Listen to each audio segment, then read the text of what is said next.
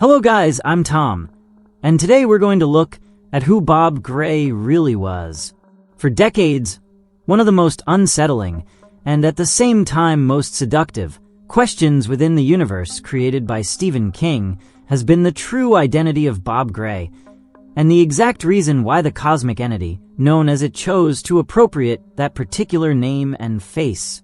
We are not talking about just another mask within its endless catalog of horrors, but about the definitive form, the most recognizable, the most persistent in the collective memory, and the one that ultimately became the absolute symbol of fear. Pennywise is not a simple functional disguise. It is the perfect embodiment of childhood terror, an icon that transcended the story itself. And precisely because of this, the question has fueled theories, heated debates, and endless speculation for years. Speculation that seemed to have no clear answer. For a long time, that mystery remained shrouded in shadows. The clues were minimal, fragmented, and, as is often the case in King's work, deliberately ambiguous. However, that veil began to crack with the arrival of episode 7 of the ambitious series Welcome to Derry. Far from merely expanding the background of the story or offering simple fan service, the series dares to go much further. It dives deep into the mythology, connects loose ends, and for the first time, delivers concrete and direct answers. Who was Bob Gray really? Where did he come from? And what events in his life made him the perfect choice for it to fix that identity as its definitive manifestation in the human world? Pennywise, the dancing clown. That's why, in this video, we're not going to dance around the topic or waste time on unnecessary introductions. We're going to dive straight into the enigma of Bob Gray. We'll reconstruct his story piece by piece, examining every available detail, every official reference, and every recent revelation. We'll analyze his life, his context, his personal tragedies, and eventually, his final fate. But above all, we'll try to answer the key question. What did it see in Bob Gray that it didn't find in any other human being? Let's go straight to the heart of the mystery. In the original novelet, Stephen King briefly mentions a man named Robert Gray, known as Bob Gray. He is described as an exceptionally talented clown who worked in a circus, performing as Pennywise, the dancing clown, as part of a traveling show. This mention, however, is deliberately vague. There is no deep exploration of his past, his fate, or his true importance within the story.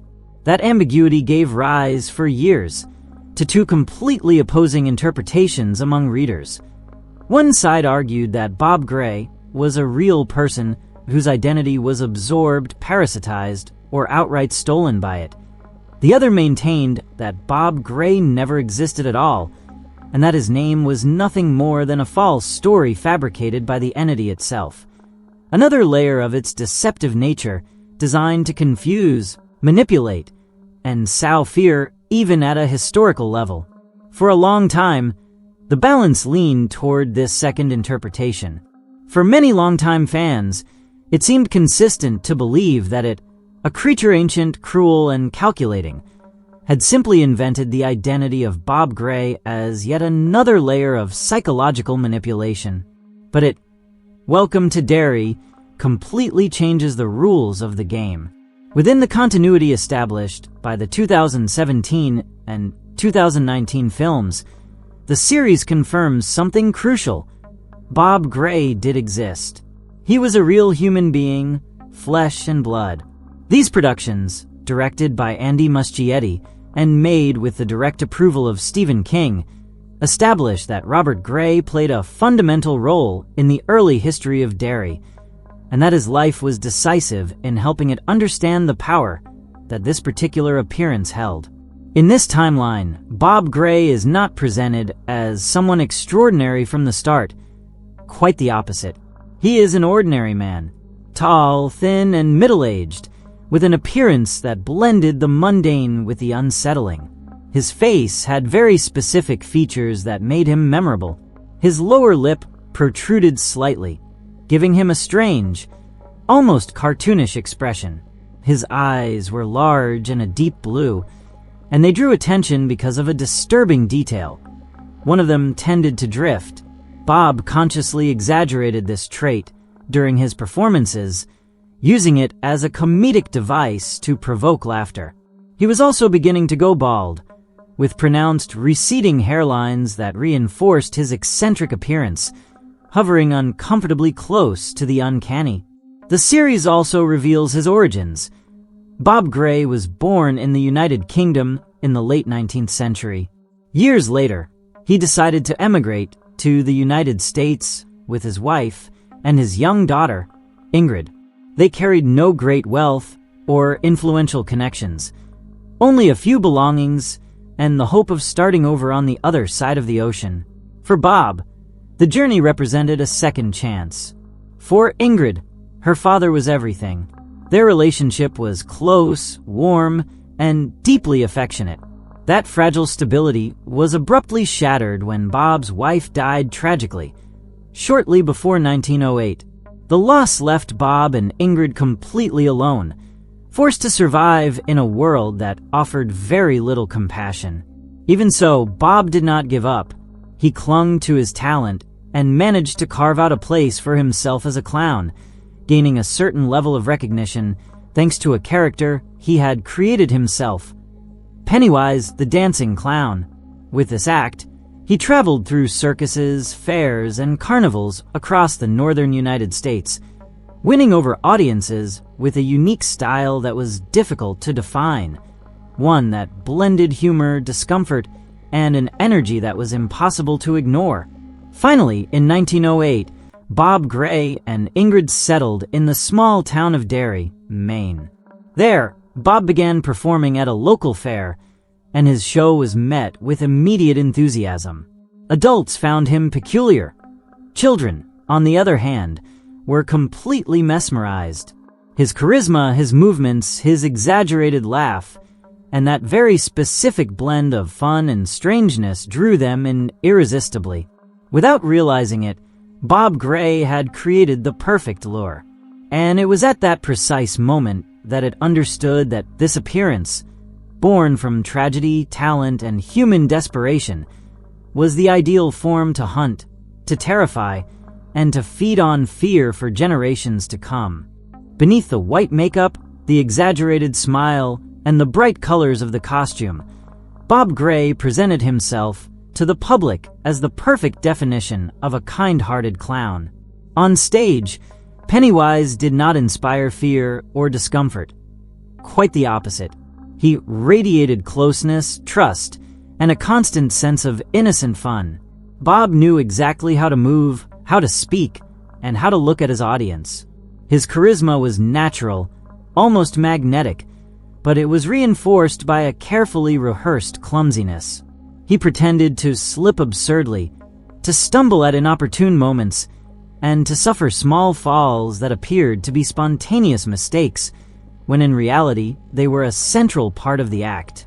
Every accident triggered bursts of laughter, especially among children, who saw him not as an authoritative figure, but as someone vulnerable, funny, and worthy of trust.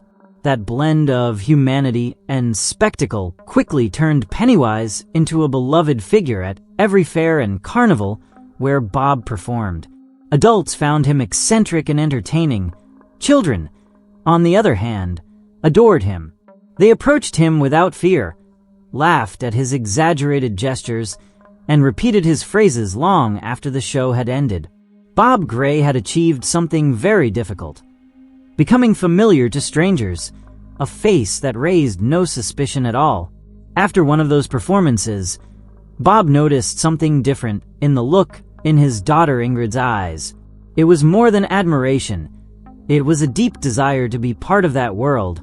Ingrid wanted to step onto the stage, share the act with her father, and become, if only for a few minutes, part of the spectacle she loved so much. Bob, driven by love and by memories of happier times, agreed. To do so, Ingrid dressed as Pennywise, adopting a female version of the character. It was not an exact copy, but a softer, more delicate reinterpretation, designed so the audience would see her as the clown's companion rather than a mere imitator. Bob decided to call her Periwinkle.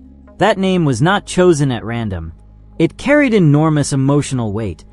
It was the stage name his wife, Ingrid's mother, had used years earlier when she had performed alongside him before her death. In that way, on stage, the family was symbolically reunited once again. For Ingrid, that moment was unforgettable. For Bob, it was a way to keep alive the memory of the woman he had lost.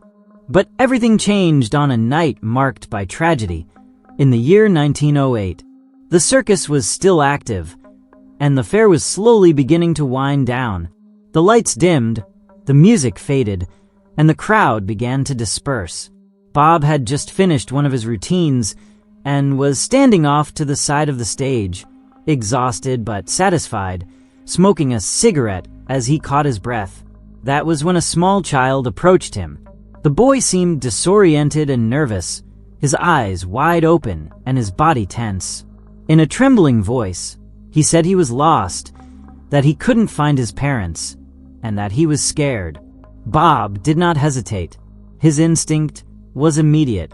Accustomed to dealing with children and protecting them, he agreed to help almost without thinking.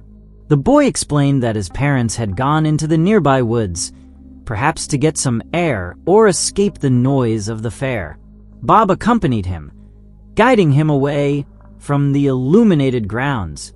As they moved forward, a faint sense of unease began to grow inside him. Something wasn't quite right. However, that doubt faded when he heard the desperate screams of a woman coming from deep within the forest. Convinced that someone was in real danger, Bob ventured even farther in, completely distancing himself from the circus, the lights, and any chance of help. It was there, in absolute darkness, isolated and vulnerable, that the entity known as it attacked. There were no witnesses. There was no chance to escape. Bob Gray was brutally murdered and devoured, erased from the human world in a matter of moments, and absorbed by something far older and more merciless than he could ever have imagined. In truth, that attack was not an impulsive act. It had been watching him for some time. It had carefully studied the effect Pennywise had on people. It had seen how easy it was for Bob to approach children without arousing suspicion, how his mere presence lowered the defenses of adults, and how his image etched itself deeply into the minds of those around him. For the entity, it was a revelation. It understood that this appearance was not only useful, but perfect, and so it decided to adopt that form as its definitive one, twisting and corrupting it until it became an ideal hunting tool. Thus, the monstrous Pennywise was born, a perversion of the dancing clown and of Bob Gray, designed to inspire terror where there had once been trust. From that night on, Ingrid Gray never saw her father again. As time passed, the absence became an open wound. Officially, it was said that Bob had been attacked by wolves in the forest and devoured by the beasts. The only thing that was recovered was his handkerchief, stained with blood. Ingrid accepted that version in front of others, but deep in her heart, she was never able to fully believe it. Something didn't add up. Something told her that her father wasn't truly dead.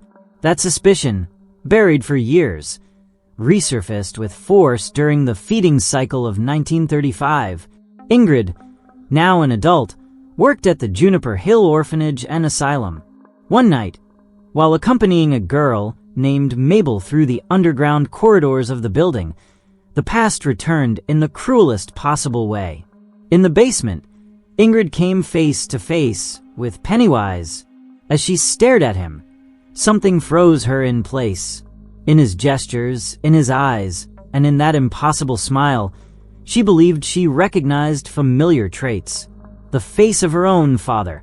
In that instant, Ingrid understood the truth with absolute horror. Bob Gray's disappearance had not been a simple accident, nor an attack by wild animals. Behind it lay something far older, darker, and more monstrous than she had ever imagined. And Pennywise, the dancing clown, was no longer just a symbol of fear. He was living proof that her worst nightmare was real. It is essential to pause on a detail that, at first glance, might seem minor, but in reality sets the entire tragedy in motion. It is little Mabel who claims to personally know the clown Pennywise. She does not mention him as an imaginary character or as part of a game, but as someone real, close, almost familiar. With absolute certainty, she tells Ingrid that she wants to show her his circus, a secret place that, according to her, is hidden in the basement of the Juniper Hill building. For Mabel, there is no doubt whatsoever. Pennywise exists, he is waiting for her down there, and he wants to meet Ingrid. The doctor in charge of the girl's care reacts in the most logical way from a rational point of view. He immediately dismisses her account, interpreting it as a child's fantasy born from fear, isolation, or the trauma that many children at the orphanage carry with them. To him, Pennywise is nothing more than an invented name, an imaginary friend created by the mind of a vulnerable child. Ingrid, however, cannot react in the same way. Upon hearing that name, something breaks inside her. Pennywise is not just any word. It is the name of the character her father used to portray. It is a direct echo of her past, a wound that never fully healed. That association is immediate, visceral.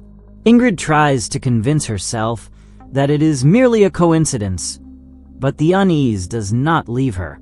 Driven by this intimate and disturbing connection, she decides to accompany Mabel to the basement, not out of childish curiosity, but out of a much deeper need, to determine whether there is even the slightest possibility that her father is connected to what the girl describes. In that descent, Ingrid not only goes down the physical stairs of the building, but also ventures into the darkest corners of her own memory. Upon reaching the basement, the truth is revealed in the worst possible way. Both of them come face to face with Pennywise, manifesting in an unsettlingly tangible form. There he is, holding his unmistakable red balloon, smiling with that expression that blends amusement and threat. In front of Mabel, the creature adopts an almost paternal demeanor. He speaks to her gently, tilts his head, modulates his voice to sound kind, and offers her the balloon as if it were an innocent gift. To the child, Pennywise does not seem like a monster, but like a friend who keeps his promises. But when the entity becomes aware of Ingrid's presence, something changes. For a moment, Pennywise seems to pause, watching her with a different kind of attention. There is an uncomfortable silence, a hesitation that suggests recognition. The series implies that it knows exactly who she is, the daughter of Bob Gray. That false calm lasts only a few seconds. Abruptly, the mask of friendliness shatters, and the creature reveals its true nature. Its expression twists, its posture turns aggressive, and it lunges at both of them without warning. A desperate chase through the underground corridors begins. Ingrid runs, dragging Mabel along, overwhelmed by panic, searching for an exit that seems to slip farther away with every step. Just as they are about to escape, the inevitable happens. Mabel trips and falls to the ground. At that very moment, the door they were trying to flee through slams shut violently, sealing off any possibility of escape. Ingrid tries to lift her, to scream, to do something, but it is useless. It reaches the girl and murders her in a brutal and grotesque manner, feeding on her as Ingrid watches the scene frozen, incapable of intervening or saving her. After satisfying itself, the creature turns its attention toward Ingrid, but this time, it does not do so as Pennywise. Its body transforms, its face changes, and standing before her appears Bob Gray, her father, with the same appearance he had before he disappeared. The voice is his as well, warm, familiar, pleading. He asks her to open the door, to let him in. He assures her not to be afraid, that everything can be explained, that he can finally tell her what really happened that night in 1908. Emotionally devastated, still in shock from what she has just witnessed, Ingrid begins to doubt everything. The image of her father is too real, too convincing. In her mind, an idea starts to take shape. Perhaps it did not kill him. Perhaps it captured him, subdued him, and keeps him imprisoned within that monstrous form. Ingrid even comes to believe that the entity uses Bob's body as a vessel, a kind of shell, to feed on others, especially children. This belief becomes the cornerstone of her later behavior. For Ingrid, this is the reason why the creature chooses not to kill her at that moment. Convinced that her father still exists in some way within it, she begins searching for a way to free him. The series suggests that during the feeding cycle of 1935, Ingrid actively collaborates with the entity, bringing children to it as offerings, driven by the desperate hope that obeying it would allow her to break its control over Bob Gray. Although it is never confirmed how many children may have been handed over, this theory has gained enormous traction among the show's followers, supported by multiple narrative clues, lingering looks, ambiguous dialogue, and intentional silences. Once the feeding cycle of 1935 is completed, it once again enters hibernation, as it has done for centuries. Even while being aware that helping the creature was morally condemnable, Ingrid clung to the hope that fulfilling its demands would have some meaning. The series also makes it clear that it exerted a deep psychological control over her, similar to the influence it imposes on many of Derry's inhabitants, clouding her judgment and manipulating her deepest emotions. Later, it is revealed that Ingrid continued to serve it, watching and tracking potential victims, while wearing an outfit similar to that of the dancing clown and adopting the name Periwinkle, as if that identity were a bridge between her past and her damnation. It is not known with certainty exactly when it happened, but sometime between the years 1935 and 1962, Ingrid Gray met a man named Stanley Stan Kurz. In time, they married, and after the marriage, Ingrid took her husband's surname, becoming known as Ingrid Kurz. To the outside world, she lived an apparently normal life and continued working at Juniper Hill. But in the shadows, her bond with Pennywise and with it remained alive, shaping every decision and confirming that the horror of Derry does not always take the form of a monster. Sometimes it hides behind someone who is still hoping to save her father. Thus, in the year 1962, when Pennywise awakens once again to begin another of its cyclical periods of hunting and feeding, Ingrid falls back under the entity's influence. Despite the passage of time, the accumulated pain, and the doubts that have accompanied her for decades, her hope remains intact, almost sickeningly so.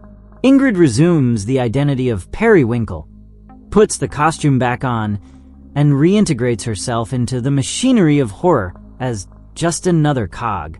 She watches, observes, and lures potential victims, convinced that this time everything will be different. In her mind, the idea is clear.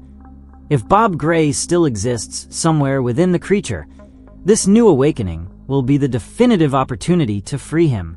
During those months, Ingrid no longer acts solely out of fear or manipulation, but out of a deeply rooted obsession.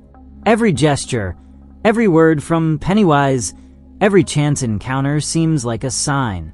She interprets silences as messages and glances as promises. The entity, fully aware of this, does nothing to shatter that illusion. On the contrary, it feeds it with calculated ambiguities, keeping her bound to a hope that never had any real foundation.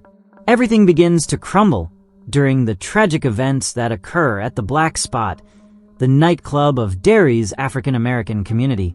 Amid the chaos, the fire, the screams, and the massacre that unfolds, Ingrid, still under the identity of Periwinkle, moves like a shadow through the destruction. She does not flee. She does not hide. Her attention is completely fixed on Pennywise. She watches every movement of the creature, desperately waiting for a sign, a gesture, any indication that her father is about to emerge. Her obsession reaches such an extreme that Ingrid shows no reaction whatsoever when Pennywise murders and devours her husband, Stanley Stan Kurz. To her, Stan was neither a figure of love nor of support. She saw him as a cruel, racist, and violent man, someone who represented everything that, in her mind, justified the entity's punishment. In that moment, her husband's death carries no emotional weight compared to the single question consuming her. Will Bob Gray appear? But Bob does not appear. That silence is the final blow.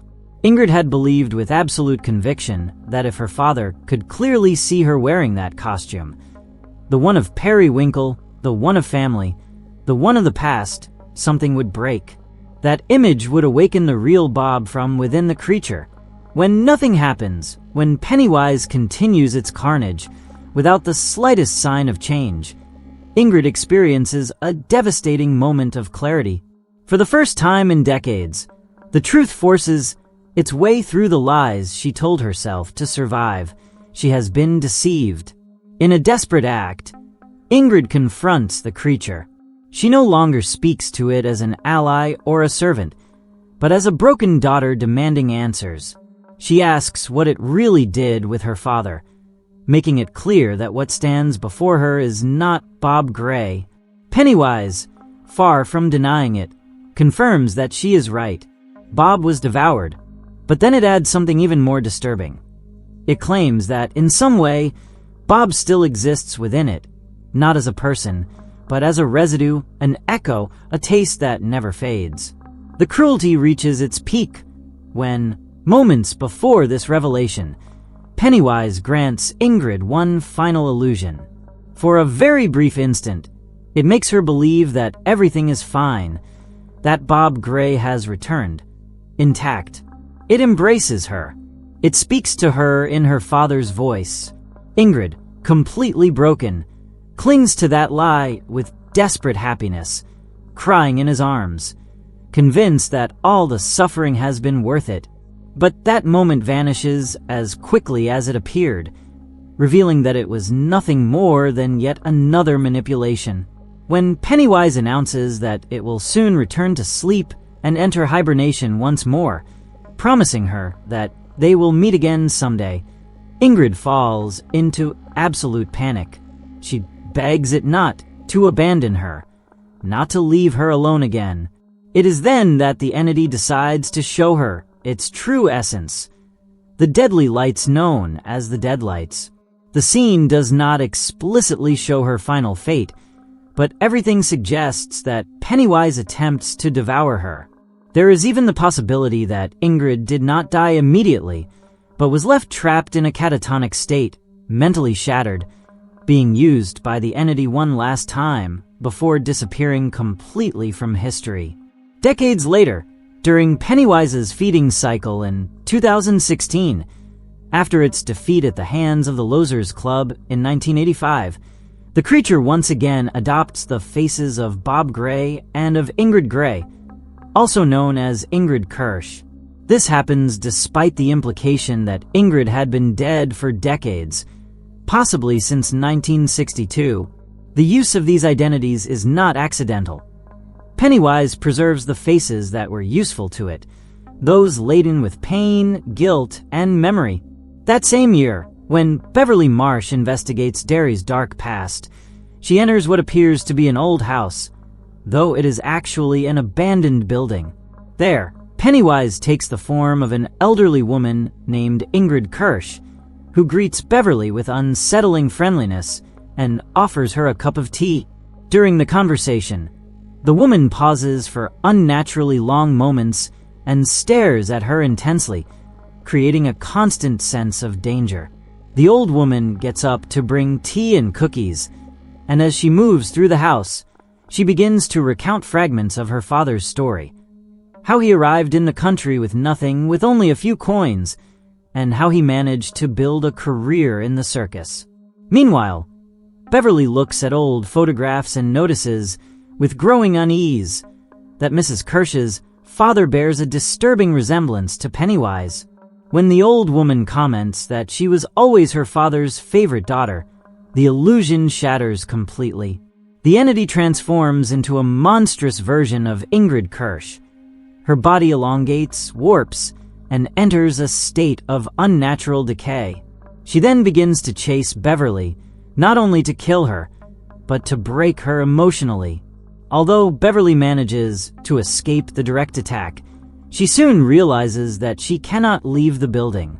Pennywise manifests again from a nearby room, this time adopting the appearance of Bob Gray. Beverly watches as it applies makeup in front of her, covering its face with white paint and drawing the iconic red lines across its cheeks with its own fingernails.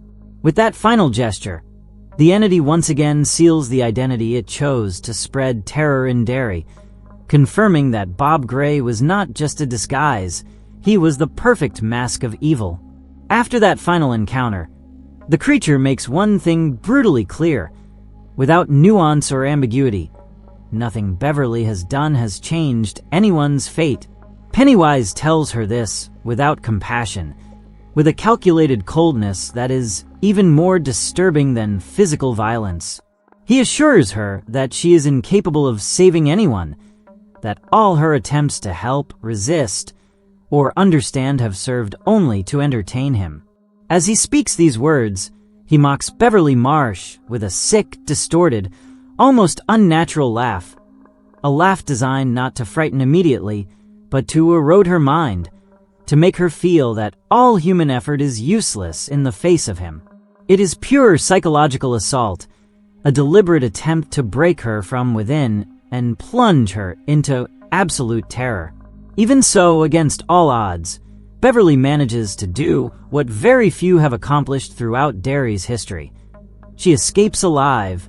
She manages to flee that place and survive Pennywise, something that not only marks her forever, but also reinforces the idea that confronting the entity does not always mean an immediate victory, but rather a permanent scar.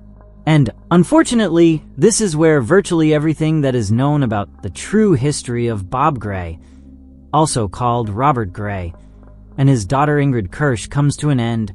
Both characters, though very different from one another, played a crucial role within Derry's mythology, either directly or indirectly, in the entity's feeding cycles during the years 1908, 1935, and 1962. Their lives became trapped in the orbit of something far greater, far older, and far crueler than they could ever have understood. The real reason why it chooses to adopt the form of Pennywise, the dancing clown, rests on two very specific and deeply perverse pillars. The first is purely strategic. The entity clearly understands something fundamental about human nature. Clowns exert an almost automatic attraction on children. They represent fun, closeness, bright colors, laughter. They inspire trust. That symbolism turns the clown into the perfect disguise. Through this appearance, it can approach its prey without raising alarms, guide them to specific places, isolate them, terrify them to the limit, and finally devour them, feeding on fear far more efficiently than with any other manifestation. The second reason is even darker and is directly tied to Ingrid, Bob Gray's daughter. Pennywise is not only a hunting tool, but also an instrument of emotional manipulation. Through that form, the entity manages to convince Ingrid that her father still exists, that he still loves her, and that he needs her help to be freed from a supposed prison. In this way, it deceives her for decades, keeps her psychologically subdued, and turns her into a loyal ally, one willing even to betray her own moral principles in order to recover what she has lost. All of this suggests that the entity does not adopt the form of Pennywise solely for feeding convenience, but also as a way to keep Ingrid under its control. Over time, it is very likely that it became accustomed to that identity to the point of turning it into its favorite. Pennywise offered multiple advantages at once: attracting children without resistance, manipulating adults through deception, instilling a deep and primal fear, and feeding without major obstacles. In every sense, it was the perfect form. Ultimately, this is everything that is known so far about Bob Gray, his connection to the entity, and the reasons why it chooses to transform into Pennywise, the dancing clown. Personally, I consider this to be one of the most interesting and best constructed aspects of the entire character, because it adds a tragic and deeply human layer to a horror that would otherwise be purely abstract. Pennywise is not just a cosmic monster. He is also the echo of a real life destroyed. I have always found this subject fascinating, especially because in Stephen King's original novel, very few clues are offered about it. For years, that absence of answers led me to believe that Bob Gray truly had been a real person, and that his existence had to carry significant weight both in Derry's history and within the entity itself. In the end, there had to be a concrete reason for a cosmic being to choose such a specific, so human, and so disturbing form. What has been revealed so far about Bob Gray and his relationship with his daughter Ingred strikes me as particularly well executed, especially in the way she ultimately ends up being manipulated by Pennywise and placed in its service. Later on, we see how that same identity is reused when the entity encounters Beverly in her adult years, closing a narrative circle that is solid, coherent, and deeply unsettling. The scene in which Ingrid finally understands that her father no longer exists, and that Pennywise is nothing more than a cruel imitation of what Bob Gray once was, is, without a doubt, one of the saddest and darkest moments in the entire series. It is a concept that Welcome to Derry applies with tremendous effectiveness, and that fits perfectly with everything that has previously been shown in the films. Honestly, I consider Welcome to Derry to be an outstanding series that completely exceeded my expectations. It manages to expand Stephen King's universe in a coherent, respectful way, filled with details that, as a fan of his novels, feel natural and carefully crafted. King has always been a master of detail and of building complex mythologies, and seeing that spirit reflected in the series is truly gratifying. Hopefully, the second season will delve even deeper into the story of Bob Gray. Considering that there are plans for at least 3 seasons, he is a character who still has a great deal to contribute to this disturbing and dark mythology. Because in Derry, even when the monster sleeps, human tragedies never stop echoing.